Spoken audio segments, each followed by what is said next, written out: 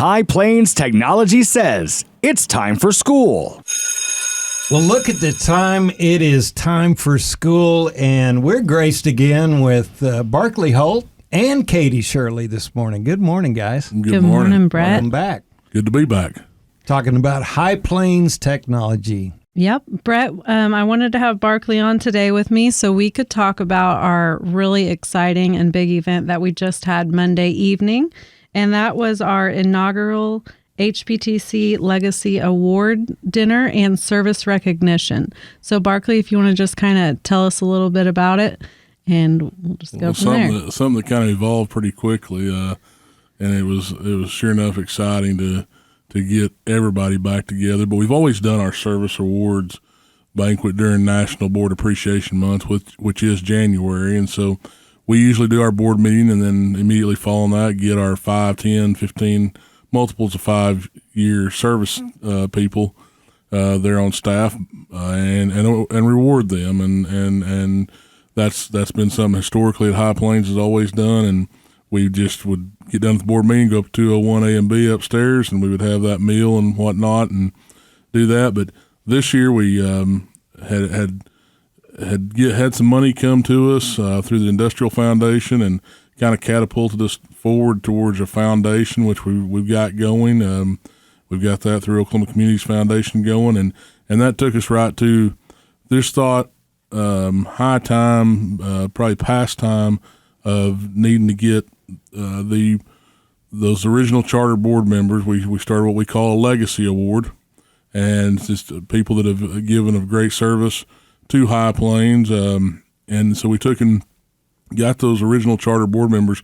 Unfortunately, a couple of those, the late Ted Kyle and late Carl Bogdan, no longer with us, but we're able to have the other three, Dwight Latta, Gene Baird, and Glede Fenton, off that original board that powered through, made High Plains a reality back in '81, and got them together. Also, Dr. Ron Simmons, who was the first superintendent, was able to join us, and some other former employees that have retired or gone on their way that came back, and it was a neat evening had at the conference center on Monday night.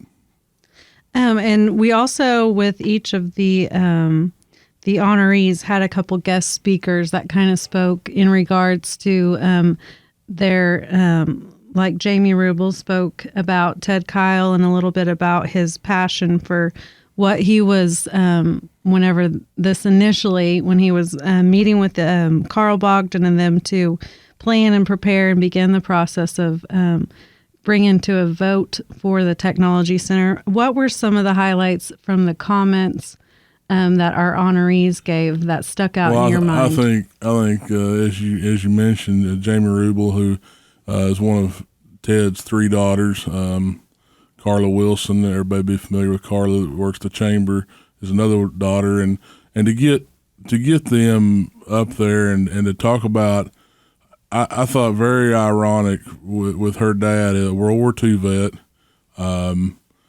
but it is amazing to me that his standards, his principles surround what we do with kids each and every day, and the big things that stood out there to me, I guess, from an educator's perspective, is talked about looking people in the eye, shaking hands, doing the things that's what he taught people that worked for him. And then when the opportunity for the Tech Center came along, he knew those were skills that could be taught in any program, skills that would be very beneficial for anybody, and had a passion for. Jamie even mentioned had a passion for single mothers or people that were being retrained to go back to work. He had within his own business had done that and had utilized that venue to retrain people and to teach them how to count money and how to balance checkbooks and balance the till at the end of the day, and how valuable and he saw the value in a tech center and how that would work. And I think it's I look back at the back, and there's the tap crew, Dana Goss, Lisa Stedman, sitting back there at the back and I was look back at them, and when they talked about shaking hands and looking people in the eye, that's the things that we've started trying to incorporate down there at the 6th grade level that, I mean, it seems like real simple stuff, but it's high level. It's high level thinking in 2021. Right. So I thought that was really ironic. I think, the idea of 5 guys getting together in a backyard on a picnic table and after they'd been elected, but talking about what they were going to do was it's kind of earth shattering, really, when you think back about it. And when Jamie mentioned, no internet, no cell phone, and all that they were accomplishing at that time to get together, and I'm imagining a lot of visiting door to door and just visiting with the folks and the community representatives in all the different areas too, for the partner schools that were included in that initial vote. I was thinking about Cason Dunham, and I thought how neat that was to have him up there and what he said. And so let's talk a little bit about his speech. Well, and for the listeners out there, Cason Dunham is the great-grandson of Dwight Latta. Dwight Latta was one of those charter board members on that first board. And, Cason is in our health careers program. He's in the vet tech part, wants to be a veterinarian when he gets done. He's told me just the other day, he said, I would have never got to do the internships. I would have never done the anatomy and physiology at the level I've done it. We now have an anatomage table out there, which and came through. We bought that with some of the HERF funds that came down the pipe through federal government through this COVID deal. Because and on that anatomage table, you can break it. It takes a skeleton and the muscle and the internal organs of a dog, a cat, so those kids can see that in a format that they would never be able to see day to day, and things that probably at their public school is not going to happen. So he said he just went on to say that the level that he's gotten in that health careers program has catapulted him, and to think back, I mean, he struggled a little bit, Cason. It was kind of interesting. He kind of struggled a little bit there at the first when we were talking about him speaking on behalf of his great-granddad. And I said, imagine that 34th and Hanks Trail was a piece of dirt. I mean, it was pasture. It was plum thickets. It was open country, just like it is across the road to this day. And I said, think about that. And I talked to Dr. Ron Simmons last night, and imagine maybe 100 full-time students that showed up on that first day. Now we run 11,000 adults in a year, and I said, now take that, and what Granddad started is pretty astronomical.